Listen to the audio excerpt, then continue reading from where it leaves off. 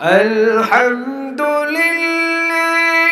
রাব্বিল আলামিন আর-রাহমানির রাহিম মালিকি ইয়াউমিদ্দিন।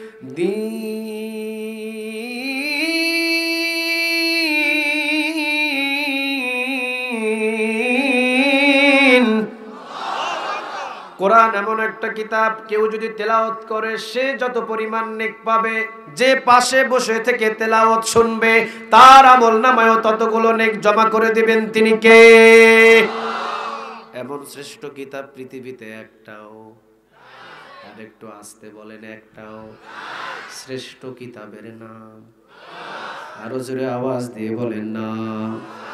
কোরআন শব্দটা যদি কেউ একবার বলে কোরআন, আমলনামার ভিতরে 40টা নেক জমা করে দিবেন তিনি কে? এমন কিতাব, কিতাবের নাম নিলেও আমলনামায় নেক জমা হয়। সুবহানাল্লাহ বলেন বাড়িতে গিয়া। বললাম বাংলা, বললাম অঙ্ক, বললাম ইংরেজি, বললাম উপন্যাস, বললাম সাহিত্য, কোনো নেক নাই, ঠিক না বেটি? কোরআন কোরআন কোরআন আর-রহমান, সবাই বলেন আল্লামাল কোরআন। তাহলে কোরআন শব্দটা কোরআনের ভিতরে অসংখ্যবার আল্লাহ রাব্বুল আলামিন দিয়ে দিয়েছেন।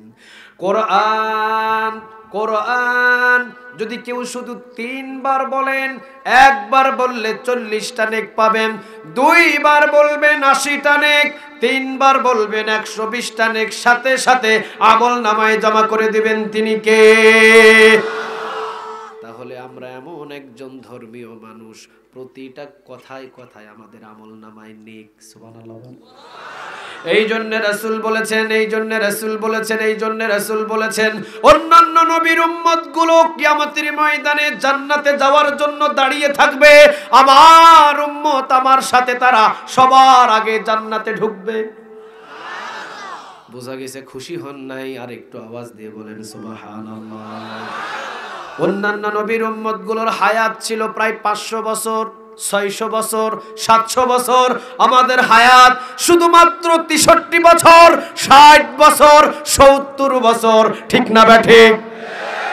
100 বছরও আমরা গেলাম না, কিন্তু আমাদেরকে কেন জান্নাতের ভিতরে সর্বপ্রথম আগে ঢুকিয়ে দেওয়া হবে? রাসূল বললেন, আমার উম্মতের জিন্দেগিতে একবার সুবহানাল্লাহ, একবার সুবহানাল্লাহ, একবার আলহামদুলিল্লাহ, একবার আলহামদুলিল্লাহ, এতটুকু বলার যতগুলো নেক আমলনামায় আল্লাহ জমা করে রেখে দিয়েছেন, অন্যান্য নবীর উম্মতের 500 বছরের নেক আমার উম্মতের একবার সুবহানাল্লাহ বলার নেকের সমান হবে না। সুবহানাল্লাহ বলেন, আর একটু আওয়াজ দিয়ে বলেন সুবহানাল্লাহ। 60 বছর যদি আমার জিন্দেগি হয়, 60 বছর আমি লাইলাতুল কদর পেয়ে গেছি, ঠিক না বেঠিক?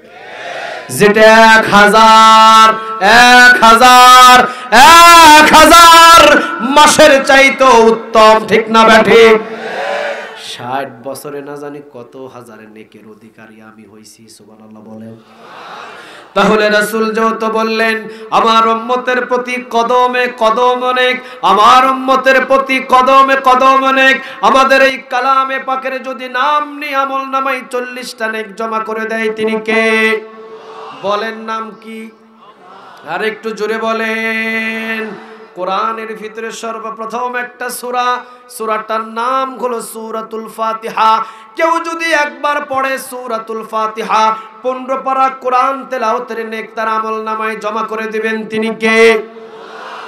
সূরাতুল ফাতিহার এত শান, এত মর্যাদা, এত এত এত বড় তার উচ্চ মাকাম। রাসূল বলেছেন 30 পারা কোরআনের ভিতরেই যা আছে, শুধুমাত্র সূরাতুল ফাতিহার ভিতরেই তা আছে। হয় নাই, হয় নাই, সুবহানাল্লাহ একটু আওয়াজ দিয়ে বলেন। কি মনে করেন আপনি সূরাতুল ফাতিহা মুখস্থ করে রেখে দিয়েছেন? কোন দিন মুখস্থ হইছে আপনি নিজেও জানেন না, ঠিক না বেঠিক? কোন দিন ভাবে আপনার মুখস্থ হয়ে গেছে নিজেও জানেন না। রাসূল বললেন সূরাতুল ফাতিহা এমন একটা সূরা, যদি 30 পারা কোরআন আমাকে না দেওয়া হতো, শুধু সূরাতুল ফাতিহা যদি আমার উপরে নাজিল করা হতো, সূরাতুল ফাতিহার উপরে যদি আমার সকল উম্মত আমল করা শুরু করত, জান্নাতি হয়ে যেত। তাহলে সূরাতুল ফাতিহার মর্যাদা বেশি না কম? আরো জোরে একটু আওয়াজ দিয়ে বলেন, বেশি না কম? এসেছি কুড়িগ্রাম, অলিপুরের ভিতরে সর্বপ্রথম আমার কদম পড়েছে। গ্রামে খেটে খাওয়া মানুষ আমরা সবচাইতে কোরআনের ময়দানে বেশি বুঝি, ঠিক না বেঠি? যারা জীবনে কোনোদিন চুরি করে নাই, যারা জীবনে কোনোদিন ডাকাতি করে নাই, যারা জীবনে কোনোদিন রডের বদলে বাঁশ দেয় নাই, ঠিক না বেঠি? রডের বদলে বাঁশ পৃথিবীর কোনো জায়গায় না থাকলেও বাংলার জমিনে আছে না নাই? যারা জীবনে কোনোদিন চুরি করে নাই, জীবনে কোনোদিন নয়কে ছয় করে নাই, জীবনে কোনোদিন চুরির সাথে সম্পর্ক নাই, ওই মানুষগুলোই খেটে খাওয়া রিকশা চালক, টেম্পু চালক, সিএনজি চালক, ড্রাইভারের প্যাসেঞ্জার অথবা তরকারি ব্যবসায়ী, পান ব্যবসায়ী, এগুলো মানুষগুলোই কিন্তু আমরা কোরআনের মাহফিলে বেশি। কিন্তু গিয়ে দেখেন যারা, কিন্তু গিয়ে দেখেন, আমি নাম নিতে পারছি না কারণ পরিস্থিতি ভালো না, এই জন্য মুখে আসে আবার চলে যায়, নাম নেওয়া আমার পক্ষে সম্ভব না। এমন কিছু মানুষ এই সমাজের ভিতরে আছে যারা সারা রাত এখানে যদি বসে থেকে কোরআন শুনে, আগামীকাল সারা দিন যদি ঘুমায়া থাকে, এরপরেও কিন্তু তাদের বেতন 1 টাকা কাটা হবে না। ঘুমায়া থাকলেও তার ঘুম কেউ জাগাতেও পারবে না। এমনও কিন্তু এলাকাতে বহু মানুষ ছিল, কিন্তু ওরা এই কিতাবের আলোচনা শুনতে আসে না। আসতে বলেন ঠিক?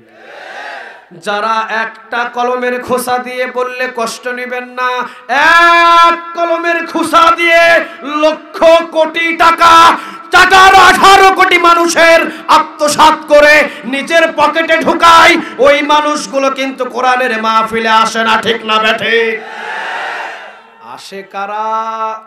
আমরা শুধু দিন মজুরি আমরাই, ঠিক না বেঠে?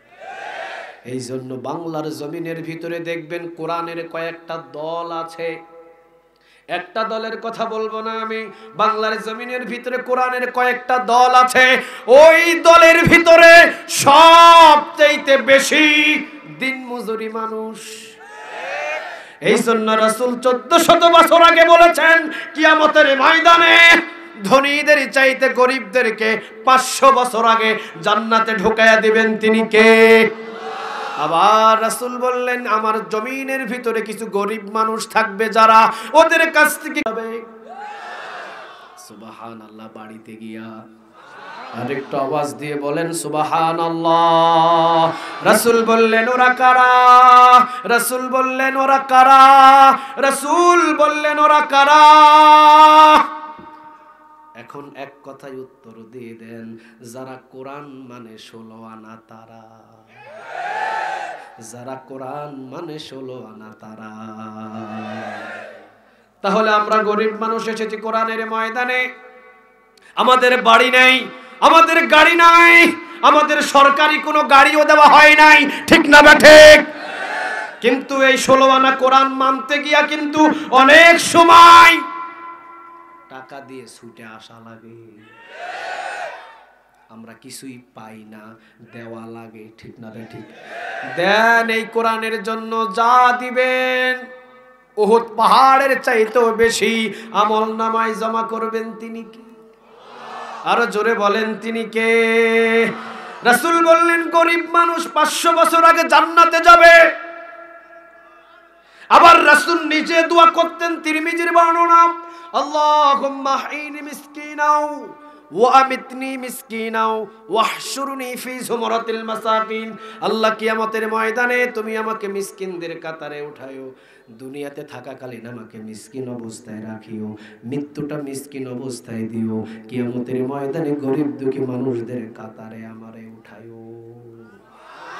তাহলে আমাদের কাতারে আমাদের রাসূলও আছে, ঠিক না ঠিক? আমাদের কাতারে আমাদের রাসূলও আছে। যেহেতু রাসূল বললেন বিনা হিসাবে জান্নাতের ভিতরে চলে যাবে। কিছু গরিব মানুষ, তারা কারা?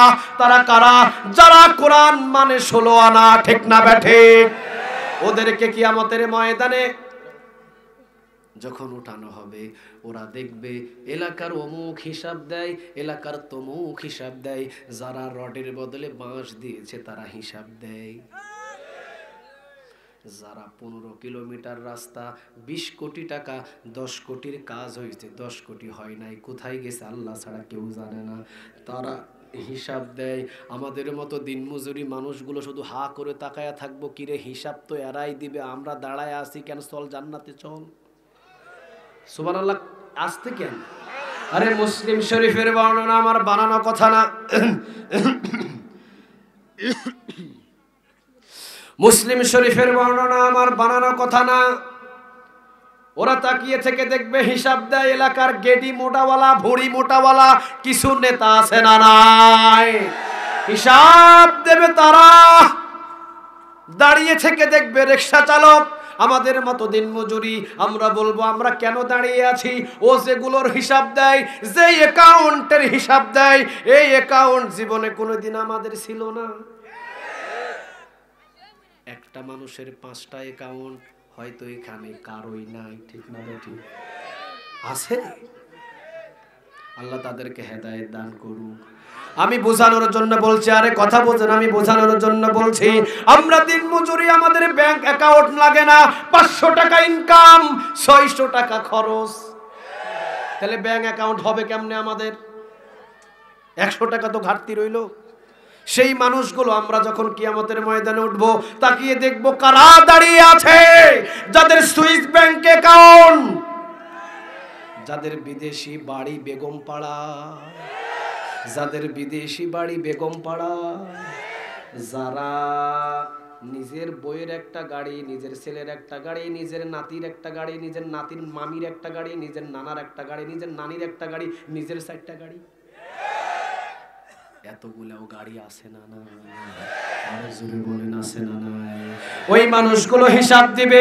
তাকিয়ে থেকে দেখবে রিকশা চালক, তাকিয়ে থেকে দেখবে দিনমজুরি, তাকিয়ে থেকে দেখবে ওর গেটের চাকর, হিসাব দিচ্ছে ওই নেতা। আমি কেন দাঁড়িয়ে? গরিব মানুষগুলো একত্রিত হয়ে সোজা জান্নাতের দিকে রওনা দেবে। মাঝখানে ফেরেশতারা দাঁড়িয়ে যাবে, ফেরেশতারা বলবে তোমরা যাও কই, তোমরা যাও কই? গরিব মানুষগুলো বলবে জান্নাতে যায়। ফেরেশতারা বলবে হিসাব নিকাশ। গরিবেরা বলবে কিসের হিসাব রে বেটা, মালই তো পাই নাই। কথা বাস্তব, আরো জোরে বলেন। কিসের হিসাব নিবি তুই, মাল পাই নাই? হিসাব দিচ্ছে কে? তাকিয়ে দেখ, কে হিসাব দিচ্ছে তাকিয়ে দেখ। আমার রক্ত ঘামানো টাকা দিয়ে, আমার ট্যাক্সের টাকা দিয়ে, ডাবল স্কেলে বেতন নিয়ে অ্যাকাউন্ট ভারী করেছে, বাড়ি 10 তলা করেছে, কিন্তু আমরা কোনো কিছুই পাই নাই, ঠিক না বেঠি? কিসের হিসাব, কিসের হিসাব, কিসের হিসাব দিব আমি? কোন সম্পদ পাই নাই, মাল পাই নাই। আল্লাহকে বলবেন ইয়া রব, এই গরিব মানুষ নাকি দুনিয়াতে কোনো মাল পাই নাই, এরা জান্নাতের দিকে রওনা দিতে চায়। আল্লাহ রাব্বুল আলামিন বলবেন তাকিয়ে দেখে, কোরআন তারা মেনেছিল 16 আনা। কোরআনের জন্য যদি গলায় ফাঁসি লাগানো হয়েছে, এরপরেও তাদের কোনো দুঃখ ছিল না, এমন মানুষ আমাদের এখানে আছে না নাই? আরো জোরে আওয়াজ দিয়ে বলেন, আছে না নাই? আল্লাহ বলবেন এদেরকে আর বন্দী রাখিস না, এদেরকে আর দেরি করাস না। বিগাইরি হিসাব, কোরআন যেহেতু 16 আনা মেনেছে, বিনা হিসাবে এদের মাফ করে দিলাম। এই জন্য রাসূল বলেছেন গরিব মানুষদের একটা পা জান্নাতে ঢুকে আছে, আর একটা পা শুধু কোরআনটাকে 16 আনা মেনে যদি আরেকটা পা ঢুকাইতে পারে, সে সোজা জান্নাতে চলে যাবে। আর ধনী মানুষের কিন্তু দুই পা ওরা বডি সহ বাহিরে পড়ে আছে, ঠিক না বেঠিক? তাহলে আমরা যারা গরিব মানুষ, কোরআনের মাহফিল আমরা যারা বসেছি, আমরা আজকে কোরআন মানবো 12 আনা না 16 আনা? 12 আনা না 16 আনা? এমন একটা সূরা থেকে আলোচনা শুরু করলাম, রাসূল বললেন পুরা 30 পারা কোরআন যদি আমাকে না দেওয়া হতো, শুধুমাত্র যদি সূরাতুল ফাতিহা দিয়ে আমাকে বলা হতো নবী আপনি চালান উম্মতদের, আর আমার উম্মত যদি সূরাতুল ফাতিহার উপরে আমল করা শুরু করে দিত, সোজা জান্নাতে চলে যেত। তাহলে সূরাতুল ফাতিহার গুরুত্ব বেশি না কম? আরো জোরে একটু আওয়াজ দিয়ে বলেন, বেশি না কম?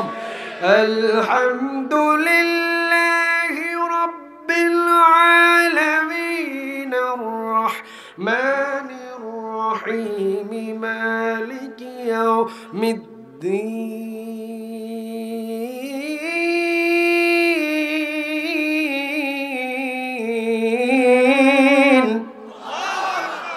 ভলিউম ঠিক ছিল, আর একটু বাড়ান। ওই ভলিউম কই? বক্সের ভলিউমটা একটু বাড়ায়া দিন। আলহামদুলিল্লাহি রাব্বিল আলামিন, প্রশংসা কার? আরো জোরে আওয়াজ দিয়ে বলেন, প্রশংসা কার? আর রহমানির রহিম, তিনি পরম করুণাময়, অতি দয়ালু, তার মতো দয়ালু কেউ নাই। তার বিরুদ্ধে আবু জেহেল কথা বলে, তাকেও কোরমা পোলাও খাওয়ায়। আর বেলাল ইসলামের জন্য কিন্তু জীবন দেয়, রক্ত খরচ করে। বেলাল কিন্তু মোটা চালের ভাতও নাই। দুনিয়ার পরিস্থিতি কিন্তু ইমানদারের এমন, ঠিক না বেঠিক? রাসূলের কাছে বিচারে দিলেন, ইয়া রাসূলুল্লাহ, আবু জেহেল মোটা চালের ভাত খায়, আবু লাহাব মোটা চালের ভাত খায়, উতবা চিকন চালের ভাত খায়, সাইবা চিকন চালের ভাত খায়। আবু জেহেল কোরমা পোলাও ছাড়া তাদের খাবার এক বেলাও নাই, প্রতি বেলায় কোরমা পোলাও। আর আমরা এই আনন্দি জিহাদের ময়দানে জীবন দিই, 5 ওয়াক্ত নামাজ সেজদায় লুটিয়ে পড়ে থাকি, আমাদের কপালে মোটা চালের ভাত নাই। ইয়া রাসূলুল্লাহ, আল্লাহ কেমন রহমান, আল্লাহ কেমন রহিম। রাসূল বললেন, একটা আঙ্গুল যদি সাগরের মধ্যখানে ডোবায় দাও, সাগরের মধ্যখান থেকে যদি আঙ্গুলটা উঠাও, ওই আঙ্গুলের আগায় পানি থাকবে 1 ফোঁটা। ওই 1 ফোঁটা পানি সম পরিমাণ, ওই 1 ফোঁটা পানি সম পরিমাণ দুনিয়ার শান্তি আবু জেহেলের, দুনিয়ার শান্তি উতবার, দুনিয়ার শান্তি সাইবার, দুনিয়ার শান্তি ফেরাউনের, দুনিয়ার শান্তি নমরুদের, আর পুরা সাগর পরিমাণ যেই শান্তি, ওইটা কিয়ামতের ময়দানে, আখিরাতের জীবনে বেলালের। সুবহানাল্লাহ, বাড়িতে গিয়া বইলেন। আজকে কিন্তু আমরা যারা কোরআন 16 আনা মানি, আমাদের পেটে কিন্তু ওই 4 দেয়ালের জেলখানার ভাত। আর যারা কোরআনের বিরুদ্ধে কথা বলে, তারা কিন্তু সবচাইতে দামি গাড়ি, দামি বাড়ি, দামি টাকার মালিক, ঠিক না বেঠিক?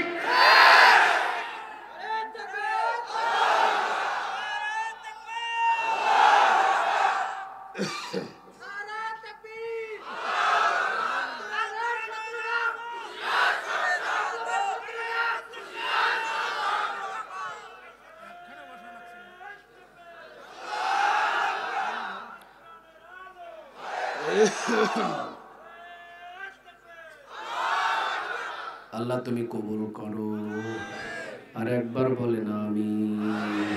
তাহলে পরিস্থিতি কেমন জানে মিলে যাচ্ছে, কথা কন না কেন? 1 ওয়াক্ত নামাজ নাই, একদিন কোরআন তেলাওয়াত নাই, একদিনও কোরআনের দাওয়াতি কাজ নাই।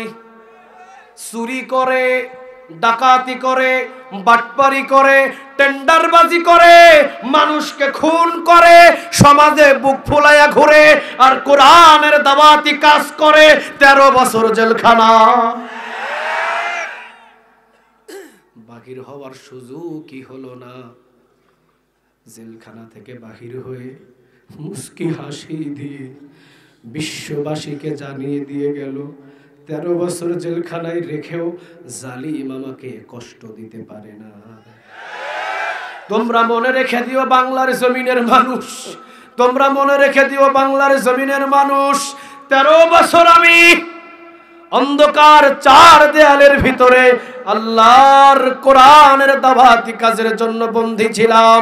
মনে রেখে দিও কিয়ামতের ময়দানে আল্লাহ রাব্বুল আলামিন হয়তো আমাকে এমন সম্মান দিবে, সেই দিন বাংলার কিছু মানুষ বলবে, আহারে 13 বছর যদি ওনার মতো আমিও থাকতাম, আমি ওই সম্মানই পেয়ে যেতাম। ঠিক না? আমি এতটুকু আপনাদের বলতে চাই, উনি 13 বছর কিন্তু এমনি এমনি থাকেন নাই। আমাদের বাংলাদেশের এমন কিছু মৃত ব্যক্তি 50 বছর ধরে কিন্তু অন্ধকার কারাগারে, অন্ধকার কবরে পড়ে আছে। ঠিক না ঠিক? 13 বছর যদি কষ্ট করে অন্ধকার কবরের 1000 বছর যদি শান্তিতে থাকা যায়, 13 বছর না, 13 তো কোনো 36 বছর জেল খাটতে রাজি আছি, কোরআনের এক আনা ছাড়তে রাজি নাই। ঠিক না ঠিক? সবাই একমত? লিল্লাহে তাকবীর, লিল্লাহে তাকবীর, নারে তাকবীর। আল্লাহ তুমি কবুল করো, আরেকবার বলেন আমিন। তাহলে সূরাতুল ফাতিহা এমন একটা সূরা, পুরা কোরআন যা আছে সূরাতুল ফাতিহার ভিতরে তা আছে। আরেকটা ছোট্ট কথা শুনে নেন, অবাক হয়ে যাবেন। শুধুমাত্র সূরাতুল ফাতিহার ভিতরেই যা আছে, বিসমিল্লাহর ভিতরে আবার তাই আছে। সুবহানাল্লাহ। বাড়িতে গিয়া বলেন। আমার কিন্তু ব্যাখ্যা করার সময় নাই, এছাড়া আমি ব্যাখ্যা করে মিলাইয়া দিতাম। ৩৬ পারা কোরআনের ভিতরে যা আছে সূরাতুল ফাতিহার ভিতরেই তা আছে, সূরাতুল ফাতিহার ভিতরেই যা আছে বিসমিল্লাহর ভিতরেই তা আছে। কিভাবে দেখেন, কিভাবে দেখেন, 30 পারা কোরআন যদি আপনি সংকীর্ণ করে ছোট করেন সূরাতুল ফাতিহা হয়ে যাবে, সূরাতুল ফাতিহা যদি ছোট করেন বিসমিল্লাহ হয়ে যাবে, বিসমিল্লাহ যদি ব্যাখ্যা করেন সূরাতুল ফাতিহা হয়ে যাবে, সূরাতুল ফাতিহা যদি ব্যাখ্যা করেন সূরা নাস হয়ে শেষ হয়ে যাবে। তাহলে কোরআনের এমন একটা সূরা সূরাতুল ফাতিহা একবার যদি পড়েন 15 পারা কোরআন তেলাওয়াতের নেক আমল নামায় জমা করে দিবেন তিনি কে? আজ থেকে আমল করব তো ইনশাআল্লাহ। আরো জোরে বলেন ইনশাআল্লাহ। সূরাতুল ফাতিহা এমন একটা সূরা, এমন একটা সূরা, যদি বাংলাদেশের মানুষগুলো সূরাতুল ফাতিহা মেনে নিয়ে যদি জীবন গঠন করত, বহু আগে বাংলাদেশে কোরআনের রাজ কায়েম হয়ে যেত। আসতে বলেন ঠিক? যদি সূরাতুল ফাতিহা যা বলে মসজিদে, আসতেছে আলোচনা, সূরাতুল ফাতিহাতে মসজিদের ভিতরে যা বলে, বাংলার জমিনের ভিতরে বেনামাজির দরকার ছিল না। শুধু বাংলার জমিনের ভিতরে যেই নামাজি, এই নামাজিগুলো মসজিদে গিয়ে যা বলে, ওই মসজিদে যা বলে সূরাতুল ফাতিহায়, ওইটা যদি বাহিরে এসে আমল করত, বাংলার জমিনে বহু আগে কোরআনের রাজ কায়েম হয়ে যেত। ঠিক না ঠিক? চলেন আমরা আলোচনায় ঢুকে যাই। সূরাতুল ফাতিহা এমন একটা সূরা, লা সালাতা ইল্লা বিফাতিহাতিল কিতাব, এমন কোন নামাজ নেই যে সূরাতুল ফাতিহা ছাড়া হতে পারে।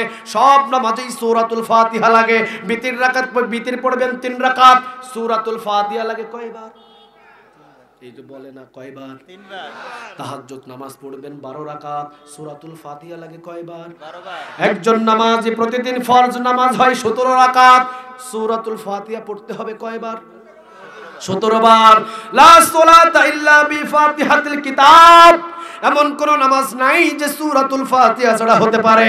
তাহলে হিসাব করে দেখেন, একজন নামাজি 40 থেকে 42 রাকাত প্রতিদিন কিন্তু নামাজ পড়ছে, তাহলে প্রতিদিন কিন্তু 40 থেকে 42 বার সূরাতুল ফাতিহা পড়া লাগে। ঠিক না বেঠিক? আচ্ছা, আমরা যারা নামাজি প্রতিদিন 40 থেকে 42 বার সূরাতুল ফাতিহা শুনি, বিরক্ত লাগে? মনে হয় পিছনের গুলার লাগে না, বিরক্ত লাগে। কিন্তু বাংলার জমিনের ভিতরে অনেক দেখবেন অমুক একটা গান লিখছে ভাইরাল, অমুক ওটা লিখছে ভাইরাল, অমুক এই ছবি করছে ভাইরাল। আমি বলি বিশ্বের ভিতরে কোনো ভাইরাল জিনিস কোনো ধর্মের ভিতরে নাই, শুধু মুসলমানদের ধর্মের ভিতরে পৃথিবীর শ্রেষ্ঠ ভাইরাল আছে। ঠিক না ঠিক? সেটাই হলো সূরাতুল ফাতিহা। বাংলাদেশে কিছুদিন আগে একটা গান ভাইরাল হয়েছিল, ফাইটা যায় ছিড়া যায় জোড়া দেওয়ার বুদ্ধি না। মমতাজ গাইছিল। বলবেন হুজুর আপনি কেমনে শুনছেন? আমাদের তো কই গানগুলো শোনা লাগে না, মেধা বুদ্ধিতে এত কমা না। বিশ্বের ভিতরে যদি মেধা বুদ্ধির জন্য যদি কোনো পরীক্ষা নেওয়া হয়, আলেমদের চাইতে হাফেজদের চাইতে পৃথিবীর বুকে একজনও মেধা শক্তি বাড়ায়া দেখাতে পারবে না, ঠিক না বেঠে? আসেন মেধা শক্তি দিয়ে যদি লাগেন আসেন। হাফেজদের মেধা শক্তি এত চূড়ান্ত, এদের মতো এত চূড়ান্ত মেধা শক্তি পৃথিবীতে কোনো ডিপার্টমেন্টে না। আসতে বলেন সুবহানাল্লাহ। তাহলে মেধা শক্তি তো আমাদের এত কমা না। যখন এই গানটা ভাইরাল হয়েছিল, ফেটে যায় ছেড়ে যায়, ওই টাকের ভিতরে বাজে, ওই বিয়ে বাড়িতে বাজে, ওই গায়ে হলুদে বাজে, টেম্পুতে বাজে, বেবি ট্যাক্সিতে বাজে, মাঠে বাজে, ঘাটে বাজে, টয়লেটে বাজে, ঠিক না বেঠিক? আমি বাসে করে যেতে চাইলাম, দেখলাম বাসের সামনে বিশাল বড় একটা টিভি রাখা। আমি জিজ্ঞাসা করলাম, কিরে বেটা টিভি কেন তোর বাসে? কয় হুজুর হেটা ছাড়া প্যাসেঞ্জার থাকে না। তাহলে ওর কিন্তু তাওয়াক্কুল আল্লাহর উপরে নাই, টিভির উপর, ঠিক না বেঠিক? তুই যদি তাওয়াক্কুল আল্লাহর উপরে না করে টিভির উপরে করিস, তোর এই গাড়ি কিন্তু বঙ্গোপসাগরে নিশ্চিত। আমি বললাম বেটা টিভি কিনলে রাখছিস? কয় হুজুর এটা ছাড়া প্যাসেঞ্জার পাওয়া যায় না। একদিন একজন বাসে উঠলাম, টিভি সামনে বাজে, ওই যে ছাত্র জীবন, প্রায় তখন আমার মনে হয় কামিল পরীক্ষা দিয়েছি আমি, তখন ফেটে যায় ছেড়ে যায়, লাগায় দিছে বাসের ভিতরে, খুব ভাইরাল গান। আমি বললাম ভাই সাহেব গানটা বন্ধ করেন। পাশের থেকে আরেকজন বলতেছে প্যাসেঞ্জার হুজুর আপনি নামেন তো। গান বন্ধ করতে বললাম, আমাকে বাস থেকে নামায়া দিতেছে। বাসও একটাই নাইট বাস, যদি না উঠি তাহলে সারা রাত কাউন্টারে বসে থাকতে হবে। বাধ্যতামূলক ওই গান শুনতে শুনতে আসা লাগলো, ঠিক না বেঠি? তাহলে ইচ্ছা করে শোনা লাগে না হুজুরদের গান, এমনি মুখস্থ বাধ্যতা আপনারা শোনাইছেন আমাদের। গানটা বড় ভাইরাল হয়েছিল, ফেটে যায় ছেড়ে যায়, প্রথম বছর ভাইরাল, কেউ দিনে দিনে 4 বার শুনতো, 5 বার শুনতো, 6 মাস পরে সপ্তাহে একবার, 1 বছর পরে 9 মাসে একবার, কিন্তু এখন 5 বছরেও কেউ শুনে না। জনপ্রিয়তা আছে না গেছে? সূরাতুল ফাতিহা কিন্তু ওই 1 বার 2 বার 5 বার করে শোনে না, প্রতিদিন 40 থেকে 42 বার একজন নামাজি সূরাতুল ফাতিহা পড়ে। আজ পর্যন্ত কোনোদিন বিরক্ত লাগে না, বরং যতই পড়ি ততই মজা দেয় তিনি কে? তাহলে বুঝতে হবে বাংলার জমিনের ভিতরে যত ভাইরাল গান আছে, ওই ভাইরাল গানের যৌবনকাল আছে, বৃদ্ধকাল আছে, দাপন হয়, কবর জিয়ারত হয়, এরপরে কবর পর্যন্ত হারিয়ে যায়। সূরাতুল ফাতিহার কিন্তু বৃদ্ধকাল নাই, 1400 বছর আগে নাজিল হয়েছে। আরো যদি 14,000 বছর পর্যন্ত সূরাতুল ফাতিহা দিন যায়, দিন দিন শুধু যৌবন পাবে। তাহলে বোঝা যায় সূরাতুল ফাতিহা পৃথিবীর ভিতরে শ্রেষ্ঠ ভাইরাল। কথা বলেন, সূরাতুল ফাতিহা পৃথিবীর ভিতরে শ্রেষ্ঠ ভাইরাল, ঠিক না ঠিক? অন্যান্য 113টা সূরা কিন্তু এত ভাইরাল না, কারণ আপনি অন্যান্য সূরা যেভাবে ইচ্ছা সেভাবে পড়তে পারবেন, কিন্তু সূরাতুল ফাতিহা পরিপূর্ণ 7 আয়াত পড়তে হবে। 5 আয়াত পড়ে যদি রুকুতে যান নামাজ হবে। আরো জোরে বলেন নামাজ হবে। আলহামদুলিল্লাহি রাব্বিল আলামিন আর রহমানির রহিম মালিকি ইয়াউমিদ্দিন ইয়্যাকা না'বুদু ওয়া ইয়্যাকা নাস্তাঈন সিরাতাল্লাযীনা আন'আমতা আলাইহিম। আল্লাহু আকবার। মাঝখানে কিন্তু ইহদিনাস সিরাতাল মুস্তাকিমও ছাড়ি দিছি, তাহলে ছেড়ে ছেড়ে কি নামাজ হয়? আরো জোরে বলেন হয়। আবার বললাম আলহামদুলিল্লাহি রাব্বিল আলামিন আর রহমানির রহিম মালিকি ইয়াউমিদ্দিন, 3 আয়াত, আল্লাহু আকবার, নামাজ হবে। কিন্তু ওই দিক দিয়ে আরেকটা সূরা, ইজা জুলজিলাতিল আরদু জিলজালাহা ওয়া আখরাজাতিল আরদু আসকালাহা ওয়া ক্বালাল ইনসানু মা লাহা, 3 আয়াত পড়ে রুকুতে যান নামাজ হয়ে যাবে। তাহলে বোঝা যায় সূরাতুল ফাতিহা এমন একটা সূরা পরিপূর্ণভাবে আমাকে পড়তে হবে। পরিপূর্ণভাবে না পড়লে নামাজ হবে না। পরিপূর্ণ 7 আয়াত না পড়লে নামাজ আপনার বাতিল, ঠিক না ঠিক? 40 থেকে 42 বার আমি পড়লাম সূরাতুল ফাতিহা, কোনোদিন বিরক্ত হই নাই, বরং যতই শুনি ততই মজা লাগে। চলেন সূরাতুল ফাতিহার ভিতরে 7 আয়াত, 7 আয়াতের ভিতরে একটা দামি আয়াত আছে, ওই আয়াত থেকে শুধু একটু কথা বলার ট্রাই করি।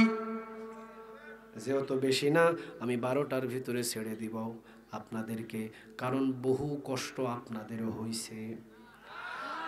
আপনাদের কষ্ট যদিও না হয়, আমার হইছে। আচ্ছা, সারা রাত যদি এখানে শোনেন, আগামীকাল আমি ঢাকা যাবো কখন? ওরে সর্বনাশ, কয় সকালে নাস্তা করে যাইয়েন। তো সকালে নাস্তা করে কেমনে যাবো? ড্রাইভ করবো কে? আমার ড্রাইভার তো বঙ্গোপসাগরে গাড়ি নামাই দিব। আল্লাহ, আমি জানি কুড়িগ্রাম হলো কোরআনের উর্বর একটা জায়গা। এই জন্য আমি কিছু নাস্তিকদেরকে বলি, জায়গা মতো এসে কথা বল, পিঠের চামড়া নিয়ে ঢাকা যাইতে পারবি না।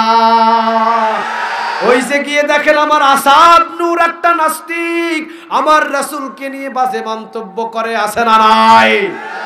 মুরগি কবির, শাহরিয়ার কবির, আরো বহু নাস্তিক কিন্তু কোরআনের বিরুদ্ধে কথা বলে, ঠিক না বেঠিক?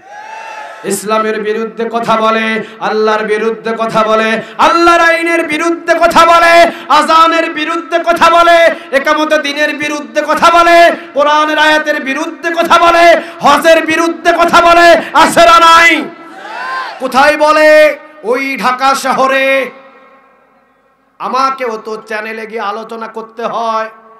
চ্যানেলের নিয়মটা হলো, চ্যানেলের যে বিল্ডিং, যে অফিস, ওই অফিসের মাঝখানে পুলিশ পাহারা দেওয়া, এর ভিতরে আবার গার্ড, এর ভিতরে আবার গার্ড, 3 জায়গায় সার্চ করার পরে ভিতরে ঢুকতে দেয়। এটিএন বাংলাতে আলোচনা করেন, 24-এ আলোচনা করেন, বাংলা ভিশনে আলোচনা করেন, একের পর এক সার্চ করে আপনাকে ভিতরে ঢুকতে হবে। আপনি যদি ওখানে কাফের ফতোয়া দেন, আপনি যদি ভিতরে যা কিছু বলেন, অসুবিধা নাই, র‍্যাব পাহারা আছে, সেনাবাহিনী পাহারা আছে, পুলিশ পাহারা আছে, আপনার কিছুই হবে না। এই জন্য আমি বলি, কারণ আমি তো জায়গাগুলোতে যাই, আমি বলি, আরে বেটা মুরগি কবির, আরে বেটা আসাদ নূর, ইসলামের বিরুদ্ধে কথাগুলো, হজের বিরুদ্ধে কথাগুলো, কোরআনের বিরুদ্ধে কথাগুলো, আমার রাসূলের বিরুদ্ধে কথাগুলো, ওই ঢাকা শহরে এসি রুমের ভিতরে পুলিশ পাহারা দিয়ে, র‍্যাব পাহারা দিয়ে, সেনাবাহিনী পাহারা দিয়ে নয়। যদি বুকের সাহস থাকে, আয় কুড়িগ্রামের জমিনে আয়, পেটের চামড়া নিয়ে ঢাকা যাইতে পারবি না, ঠিক না বা ঠিক?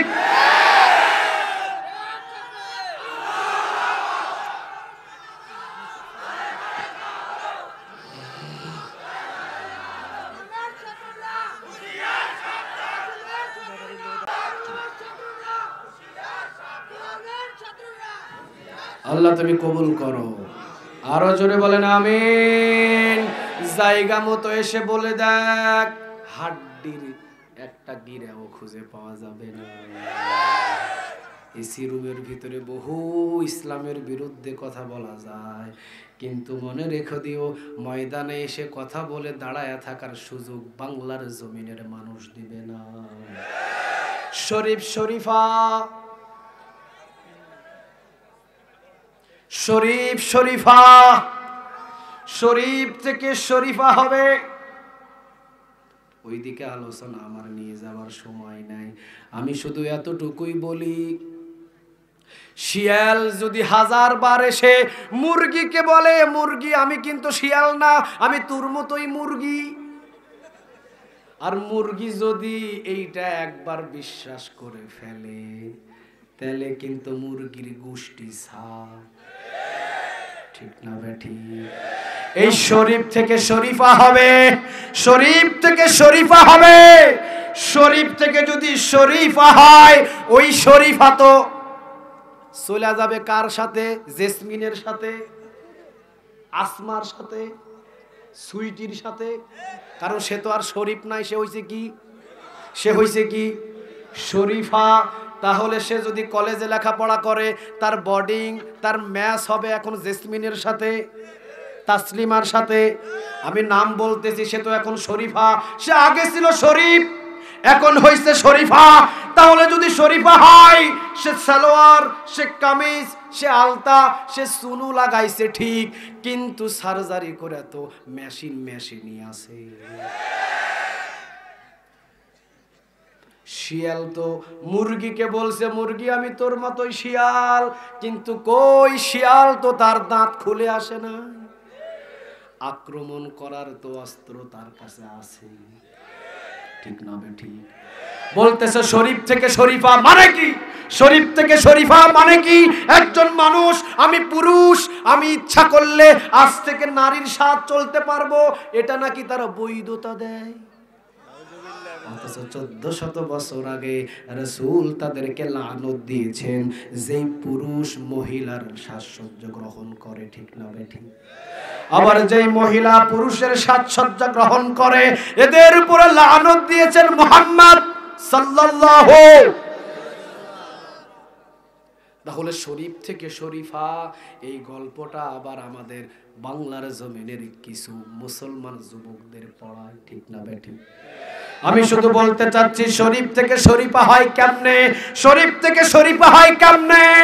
শরীফ থেকে যদি সে শরীফা হয়, সে যদি মনে করে যে আমার কাছে এখন মেয়ে লাগে, আমি এখন, আগে নাম ছিল শরীফা, এখন আমি নাম দিয়েছি, আগে নাম ছিল শরীফ, এখন আমার কাছে মেয়ে হতে ইচ্ছে করছে, আমি নাম দিয়েছি শরীফা। তাহলে শরীফা হইলে শরীফার ম্যাচ হবে মেয়েদের সাথে, ঠিক না বেঠিক? এক ম্যাচের ভিতরে দেখবেন যে 5 জন থাকে, 4 জন থাকে একই রুমের ভিতরে। তাহলে জেসমিন, তাসলিমা, এরপরে আরেকজন নাম মিলান, মমতা, হয়তো বা যে কোনো একটা, আরেকটা হলো শরীফা, 4 জন। 3 জন কিন্তু বাস্তবিক জন্ম থেকেই মহিলা, কিন্তু একজন শরীফ থেকে সে নিজের নাম পরিবর্তন করে হয়েছে শরীফা, ঠিক না বেঠিক?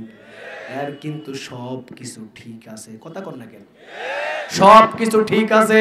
4 জন মহিলা যদি একই রুমে থাকে, অনেক সময় মহিলা একই রুমের ভিতরে আছে, তাদের মাথায় কাপড় দেওয়ার প্রয়োজন হয় না, ওড়না নেওয়ার প্রয়োজন হয় না, শর্ট টি শার্ট পরেও থাকে। হয়তো 3 জন মহিলা, এইটা তো ছিল পুরুষ, নিজে হইছে মহিলা, এইটাও যদি ওদের সাথে চলাফেরা করে, ভিতরে যে একটা যৌবন সবার আছে না নাই? আরো জোরে বলেন, আছে না নাই? যৌবন তো ভিতরে সবারই আছে। এই 3 জন একই ম্যাচের ভিতরে যদি ঘুমিয়ে থাকে, ওই যে শরীফ থেকে যে শরীফা হইতে রাতের 1টা বাজে যদি তার ঘুম ভেঙে যায়, ও যদি উইঠা দেখে 3 জন তার পাশে মুরগি ঘুমানো, শিয়াল কি লাফ দিয়ে না ধরে পারে? আরো জোরে বলেন, পারে? তাহলে এই চিন্তাটা কিন্তু আমার বাংলাদেশের শিক্ষাবিদদের মাথায় ঢোকে না। আসতে বলেন, আসতে বলেন। গজব বাংলাদেশে আসবে না যতদিন পর্যন্ত আল্লাহ আল্লাহ বলে ডাকার গোলাম থাকবে, গজব বাংলাদেশে আসবে না। কিন্তু এই যে যারা শরীফ থেকে শরীফাকে প্রমোট করে ভাইরাল করতে চায়, এদের জন্য আমাদের কমতে হবে, ঠিক না বেঠিক?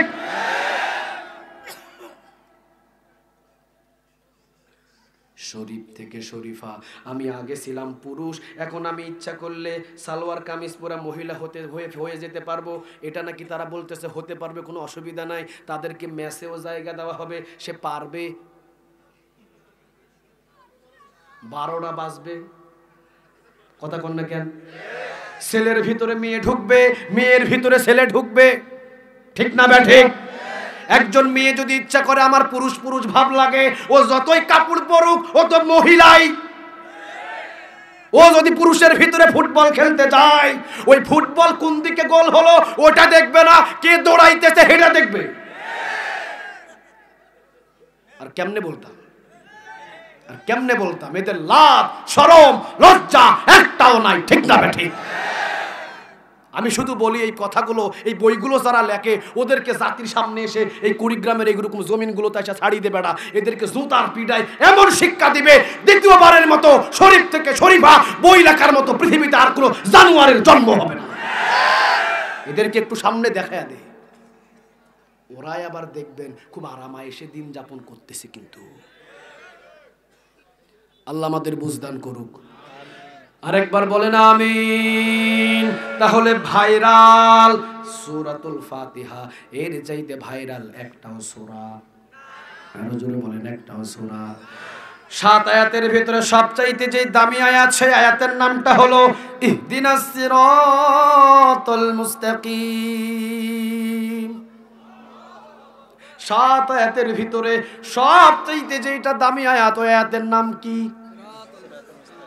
ইহদিনাস সিরাতাল মুস্তাকিম। যদি পড়েন 190টা নেক আমলনামায় জমা হয়ে যাবে। একটু বলেন না সূরাতুল ফাতিহার ভিতরে সবচেয়ে দামি যে আয়াত, ওই আয়াতের নাম কি? ইহদিনাস সিরাতাল মুস্তাকিম। আমি লম্বা সময় নিব না, শেষ আলোচনা শুধুমাত্র আমি এখন বুঝিয়ে দেব। ইহদিনাস সিরাতাল মুস্তাকিম, একজন নামাজি 40 থেকে 42 বার সে নামাজে দাঁড়িয়ে সে বলছে ইহদিনাস সিরাতাল মুস্তাকিম। আল্লাহ জান্নাতের সরল পথ আমি তোমার কাছে চাই। অর্থ বুঝে নেন, ইহদিনাস সিরাতাল মুস্তাকিম এটার অর্থ হলো আল্লাহ তুমি আমাকে জান্নাতের সরল পথ দেখিয়ে দাও, তুমি আমাকে জান্নাতের সোজা পথ দেখিয়ে দাও, তুমি আমাকে ইহদিনাস সিরাতাল মুস্তাকিমের পথ দেখিয়ে দাও, যেই পথ দিয়ে চললে শুরু হবে দুনিয়ায়, ওই পথ শেষ হয়ে যাবে জান্নাতে। ঠিক না বেঠে? এইটার অর্থ এইটা। ইহদিনাস সিরাতাল মুস্তাকিমের অর্থ আল্লাহ জান্নাতের সরল পথ তুমি আমারে দেখায় দাও। মসজিদের ভিতরে একজন নামাজি 40 থেকে 42 বার এই জান্নাতের সরল পথ চাইছে কার কাছে? আরো জোরে বলেন কার? আল্লাহ রাব্বুল আলামিন এবার বললেন, ওরে নামাজি তুই যখন আমার কাছে জান্নাতের সরল পথটা তুই মসজিদে এসে চাইলি, আয় আমি তোকে জান্নাতের সরল পথটা দেখিয়ে দিচ্ছি। জান্নাতের সরল পথটা কি? সূরা ইব্রাহিম পয়গম্বর নামের সূরা। সূরা ইব্রাহিমের 1 নম্বর আয়াত নোট করে নিয়ে যান। সূরা ইব্রাহিমের 1 নম্বর আয়াতের ভিতরে আল্লাহ রাব্বুল আলামিন কিন্তু এখন বলে দিচ্ছেন, বান্দা তুই যে নামাজের ভিতরে আমার কাছে চেয়েছিস ইহদিনাস সিরাতাল মুস্তাকিম, আল্লাহ জান্নাতের সরল পথ আমি তোমার কাছে চাই, আয় জান্নাতের সরল পথ কোন পথ দেখে নে। কিতাবুন, সূরা ইব্রাহিমের 1 নম্বর আয়াত, কিতাবুন আনজালনাহু ইলাইকা লিতুখরিজান নাস মিনাল যুলুমাতি ইলান নূর।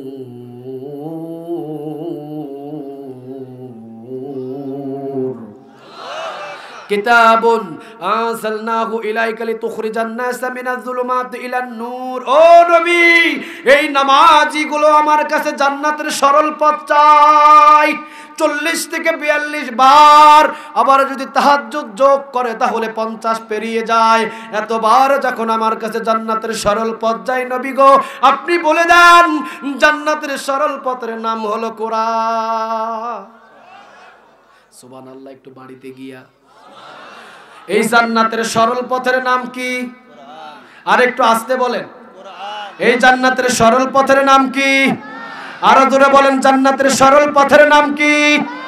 তাহলে আমার উচিত ছিল, আরে বাংলার জমিনের ভিতরে যারা নামাজি, আমাদের উচিত ছিল মসজিদের ভিতরে গিয়ে আমি যখন বলেছি ইহদিনাস সিরাতাল মুস্তাকিম, আল্লাহ জান্নাতের সরল রাস্তা তুমি আমাকে দেখায় দাও, আল্লাহ রাব্বুল আলামিন যেহেতু বললেন বান্দা জান্নাতের সরল রাস্তা হলো 30 পারা কোরআন, যা এই জান্নাতের সরল পথ দিয়ে চলা শুরু কর। উচিত ছিল মসজিদ থেকে বাহির হয়ে কোরআনটাকে বুকের ভিতরে নিয়ে কোরআনের আন্দোলনে নেমে পড়া। ঠিক না বা ঠিক? কিন্তু এই নামাজি কিন্তু বড় বাটপার। হেতে মসজিদে গিয়া কয় ইহদিনাস সিরাতাল মুস্তাকিম, আল্লাহ জান্নাতের সরল পথ তুমি আমারে দেখাও। আবার মসজিদ থেকে বাহির হইয়া হেতে কিন্তু আমার এরশাদ শিকদারের লাঙ্গলের মিছিলে যায়। এমন বাটপার বাংলাদেশে আছে। আরো আসতে বলেন, আছে না নাই? আপনাদের কুড়িগ্রামের কেন্দ্রীয় মসজিদে নামাজ হয় কি হয় না? আরো জোরে বলেন, হয় কি হয় না? এই কুড়িগ্রামের কেন্দ্রীয় মসজিদে যখন আজান হয়, আল্লাহু আকবার আল্লাহু আকবার, যখন আজান দিয়ে দিল মনে করলো নামাজিরা নামাজে যেতে হবে। কুড়িগ্রামের কেন্দ্রীয় মসজিদের 10 কাতার। কয় কাতার? আরো জোরে বলেন, কয় কাতার? আরো আস্তে বলেন, কয় কাতার? 10 কাতার। কুড়িগ্রামের যেই মসজিদ কাতার হলো 10 কাতারে যখন আজান হলো, আজানের সাথে সাথেই সামনের 10 কাতার পরিপূর্ণ হয়ে গেল। এই 10 কাতারের সকল মুসল্লি সূরাতুল ফাতিহা ছাড়া অন্য কিছু দিয়ে নামাজ পড়ে না। আরো জোরে বলে, বাধ্যতামূলক সূরাতুল ফাতিহা পড়তেই হবে, ঠিক না বেঠিক? তাহলে আসরের 4 রাকাত নামাজ, আসরের 4 রাকাত নামাজ, 10 জন মুসল্লি, 10 কাতার মুসল্লি, এই 10 কাতারের মুসল্লি 4 রাকাত আসর নামাজের কিন্তু 4 বারই তো সূরাতুল ফাতিহা পড়তে হয়, ঠিক না বেঠিক? তাহলে সে বলল 4 বার ইহদিনাস সিরাতাল মুস্তাকিম, আল্লাহ সরল রাস্তা তুমি আমারে দেখাও, আল্লাহ ইহদিনাস সিরাতাল মুস্তাকিম, জান্নাতের সরল পথ তুমি আমারে দেখাও। জান্নাতের সরল পথের নাম কোরআন। আরে সূরা ইব্রাহিমের প্রথম নম্বর আয়াত দলিল দিছি, জান্নাতের সরল পথের নাম। উচিত ছিল এই কুড়িগ্রাম কেন্দ্রীয় মসজিদের 10 কাতার মুসল্লি, এই 10 কাতার মুসল্লি আসরের 4 রাকাত নামাজ শেষ করে 10 কাতার মুসল্লি এই জান্নাতের সরল পথ বুকের ভিতরে নিয়ে আন্দোলন জমিনে নেমে যাওয়া, ঠিক না বেঠিক? কিন্তু দেখেন এই 10 কাতার মুসল্লির কেমন স্বভাব দেখেন। 10 কাতার মুসল্লি, 10 কাতার মুসল্লির ভিতরে সবাই কিন্তু বলল ইহদিনাস সিরাতাল মুস্তাকিম, আল্লাহ জান্নাতের সরল পথ তুমি আমারে দেখাও, আল্লাহ জান্নাতের সরল পথ তুমি আমারে দেখাও। ইহদিনাস সিরাতাল মুস্তাকিম, আল্লাহ জান্নাতের সরল পথ তুমি আমারে দেখাও। সামনের কাতার যেটা ছিল ওই কাতার যা বলেছে নামাজে সরল পথ, ও তো সরল পথ পেয়ে গেছে কোরআন। ওই 1 কাতার কোরআনটাকে বুকের ভিতরে নিয়ে জমিনের ভিতরে আন্দোলনে কিন্তু নেমে গেছে। বাকি আছে কয় কাতার? আস্তে, 9 কাতার।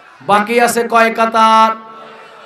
1 কাতার গেল। ইহদিনাস সিরাতাল মুস্তাকিম মানে মসজিদের যেটা আল্লাহর কাছে চেয়েছিল, আল্লাহ তো দিয়ে দিয়েছে সরল পথ। এই সরল পথের আন্দোলন নিয়ে 1 কাতার বাহির হয়েছে জমিনের ভিতরে মসজিদ থেকে, কিন্তু বাকি আছে 9 কাতার। ওই 9 কাতারের ভিতরে 3 কাতার সোজা চলে গেছে লাঙ্গলের দিকে, এরশাদ শিকদারের লাঙ্গলের দিকে।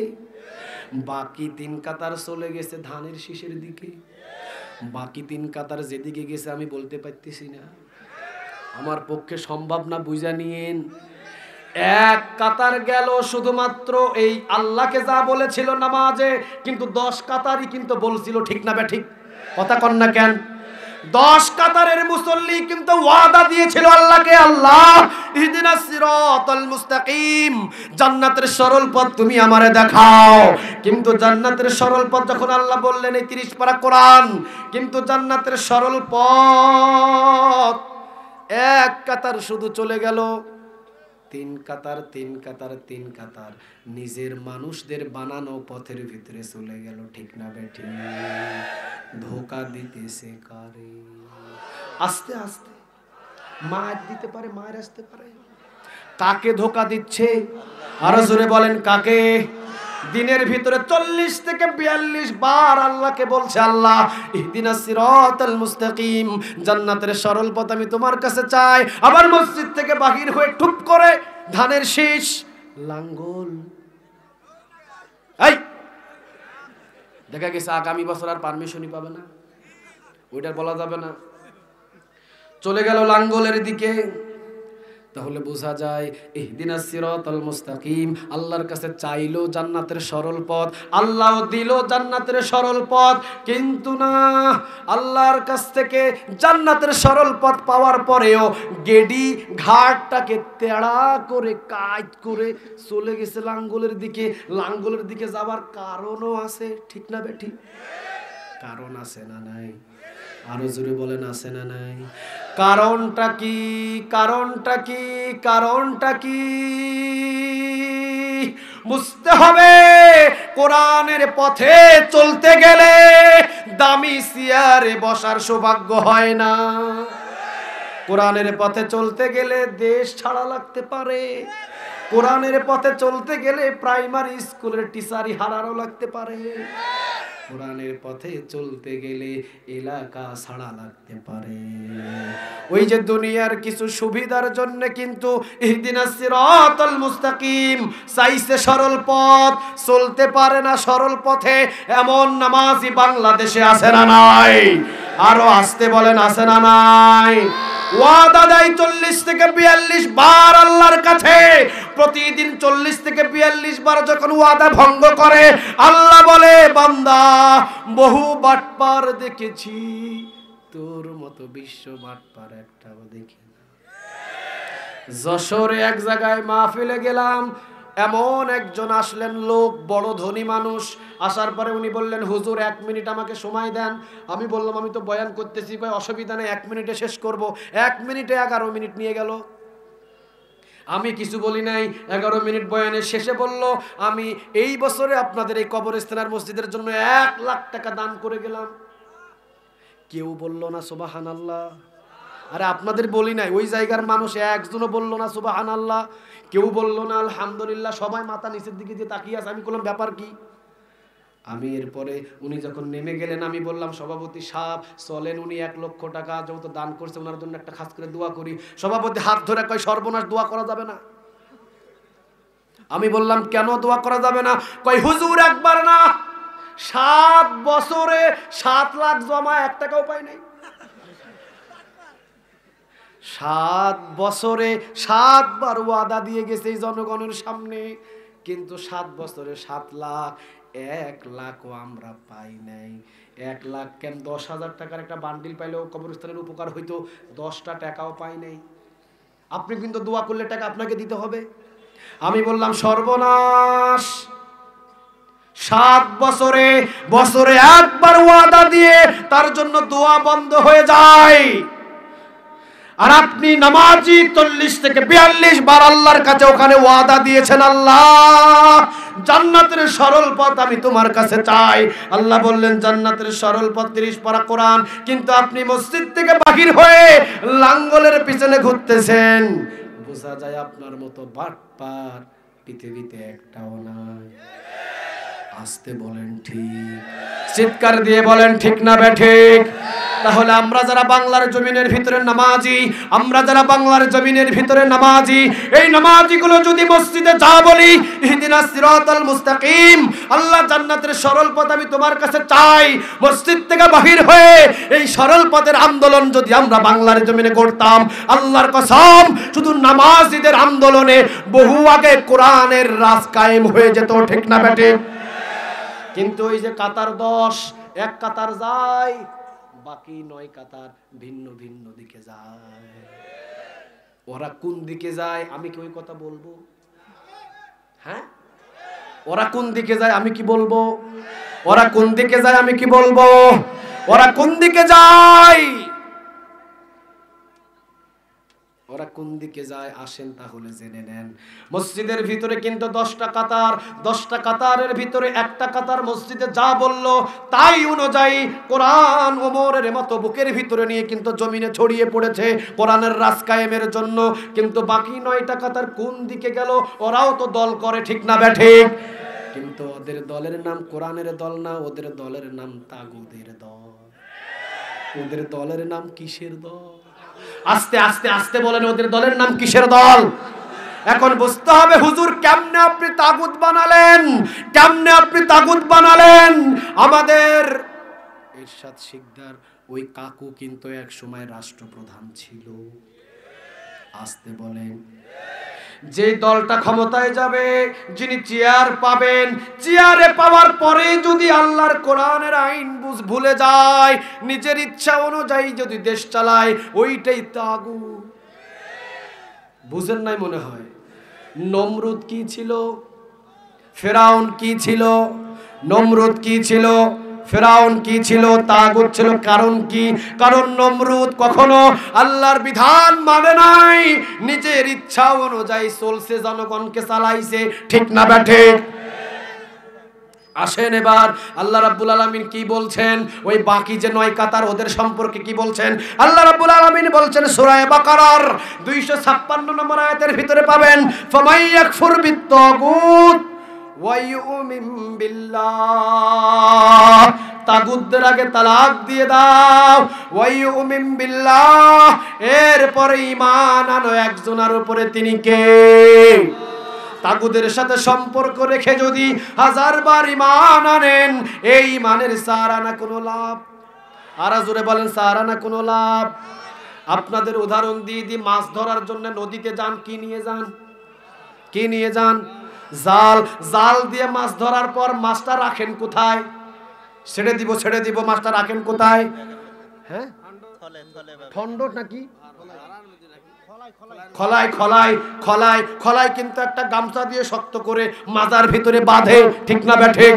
মাজার ভিতরে বেঁধে খলাই মাছ জাল দিয়ে যখন মারে, জাল দিয়ে যখন মারার পরে মাছ একটা দুইটা আসে, মাছটা কিন্তু বাহির করার পর কোথায় রাখে? কিন্তু বিসমিল্লাহ বলে খলাইয়ের তলা নাই, কি নাই? কথা বলেন, কি নাই? কয়টা মাছ বাড়িতে আসবে? কয়টা মাছ বাড়িতে আসবে? আল্লাহ রাব্বুল আলামিন বলছেন ফামান ইয়াকফুর বিত্তাগুত, আগে তাগুতদের তালাক দে, ওয়া ইউমিন বিল্লাহ, এরপরে আমি আল্লাহর উপরে ঈমান আন। তাগুতদের সাথে সম্পর্ক করে, তাগুতদের পিছনে ঘোরাঘুরি করে নামাজ পড়বি, এই নামাজ তোর সারানা আসবে না, ঠিক না বেটে? ওই যে তোর তলায় খলায়ের কি নাই? কথা বলেন, কি নাই? তলা নাই। আল্লাহ বললেন ফামান ইয়াকফুর বিত্তাগুত, আগে তাগুতদের তালাক দিয়ে দে, ওয়া ইউমিন বিল্লাহ, এরপরে ঈমান আন কার উপরে? তাগুতের সাথে সম্পর্ক রেখে যদি 1000 বার ঈমান আনেন, এই ঈমানের কোনো দাম? আরো জোরে বলেন, কোনো দাম? আল্লাহ রাব্বুল আলামিন বলছেন ওয়ালাকাদ বাআসনা ফি কুল্লি উম্মাতির রাসূলা, সূরা আন-নাহল 36 নম্বর আয়াত আমি লিখে দিয়ে গেলাম। সূরা আন-নাহলের 36 নম্বর আয়াত বাইর করবেন। ওয়ালাকাদ বাআসনা ফি কুল্লি উম্মাতির রাসূলা, আল্লাহ রাব্বুল আলামিন বলছেন যুগে যুগে যুগে যুগে যুগে যুগে। আজকের আলোচনা করার বিষয়টা হলো আমার এই জন্য, এই ময়দান থেকে যদি একজন আল্লাহর খাস গোলাম আগামীকাল ফজর নামাজ থেকে এই কোরআনের দল করা শুরু করে, এই মাহফিলটা কবুল, ঠিক না বে ঠিক? একজন যদি কোরআনের আমার কর্মী বাড়ে, 200টা মাহফিলে 200টা কর্মী বাড়লো, ঠিক না বে ঠিক? মাহফিলটা কবুল করে নেবেন তিনি কে? আরো জোরে বলেন, তিনি কে? গুলো রাখেন। তাহলে আমি যেই কথাটা বলেছিলাম সূরা আন-নাহলের 36 নম্বর আয়াতে তাগুতদের সম্পর্কে আল্লাহ কি বলছেন? ওয়ালাকাদ বাআসনা ফি কুল্লি উম্মাতির রাসূলা, আমি যুগে যুগে যত নবী এবং রাসূল দুনিয়াতে প্রেরণ করেছি, সমস্ত নবী এবং রাসূলদের দাওয়াতের নিশান দিয়েছিলাম 2টা। জোরে বলেন, কয়টা? কয়টা? নবীদের দাওয়াতের নিশান ছিল কয়টা? সূরা আন-নাহলের 36 নম্বর আয়াত খুলবেন। ওয়ালাকাদ বাআসনা ফি কুল্লি উম্মাতির রাসূলা, যুগে যুগে যত নবী রাসূল পাঠিয়েছি, সব নবী রাসূলদের দাওয়াতের নিশান দিয়েছিলাম 2টা। 1 নাম্বার আনি ইবুদুল্লাহ, ইবাদত করতে হবে কার? আনি ইবুদুল্লাহ, ইবাদত করতে হবে কার? 2 নাম্বার দাওয়াত দিয়েছিলাম ওয়াজিদানিবুত তাগুত, তাগুদের সাথে কোনো ধরনের সম্পর্ক রাখা যাবে না। তাহলে যে নামাজি, যে ঈমানদার, যে পরহেজগার, যে আল্লাহর ইবাদত করে, সে কখনো তাগুদের সাথে সম্পর্ক রাখতে পারে? এখন তাগুতকে এটা আমাদের জানার দরকার আছে না নাই? তাগুতকে এটা আমাদের জানার দরকার আছে না নাই? এক কথাই জেনে নেন তাগুতকে, এক ভাষায় জেনে নেন তাগুতকে, এক কথাই জেনে নেন তাগুতকে। তাগুত তো সে, তাগুত তো সে, তাগুত তো সে যে ক্ষমতায় বসার পরে, যে ক্ষমতা পাওয়ার পরে আল্লাহর কোরআনটাকে ভুলে যায়, রাসূলের সমস্ত নিয়ম ভুলে যায়, আল্লাহর বিধানগুলো ভুলে যায়, কোরআনের আইনগুলো ভুলে যায়, কোরআনের সমস্ত বিধান ভুলে নিজের ইচ্ছা, নিজের বুদ্ধি, নিজের যেমনি ইচ্ছা এমনি জনগণের জন্য আইন বানায়, ওই দলটাই তাগুত, ঠিক না বেঠে? ওদের সাথে কোনো মুসলমানের সম্পর্ক, আরো জোরে বলেন, সম্পর্ক যদি থাকে, তাহলে ওই যে সূরা বাকারার 256 নম্বর আয়াত ফামান ইয়াকফুর বিত্তাগুত ওয়া ইউমিন বিল্লাহ, মাছ ধরলেন, খলাই নিলেন, মাছ রাখলেন, কি নাই? কি নাই? তাগুদের সাথে সম্পর্ক করলেন, কিন্তু নামাজ পড়ে তাগুদের দলে গেলেন, ওই নামাজ আপনার আমল নামায় থাকবে। আরো আসতে বলেন থাকবে। বাংলার জমিনের ভিতরে তাহলে তাগুত এমন এমন দল আছে আপনি নিজেও অবাক হয়ে যাবেন, ঠিক না বেঠিক? একটা উদাহরণ দি তাগুত কারা? যারা ক্ষমতায় বসার পরে আল্লাহর বিধান ভুলে নিজের ইচ্ছা অনুযায়ী আইন বানায়, আবার ওই আইনটা মানুষদেরকে মানানোর জন্য চাপ সৃষ্টি করে, না মানলে মারে কাটে জরিমানা দেয়, ওই দলটাই তাগুত, ঠিক না বেঠিক?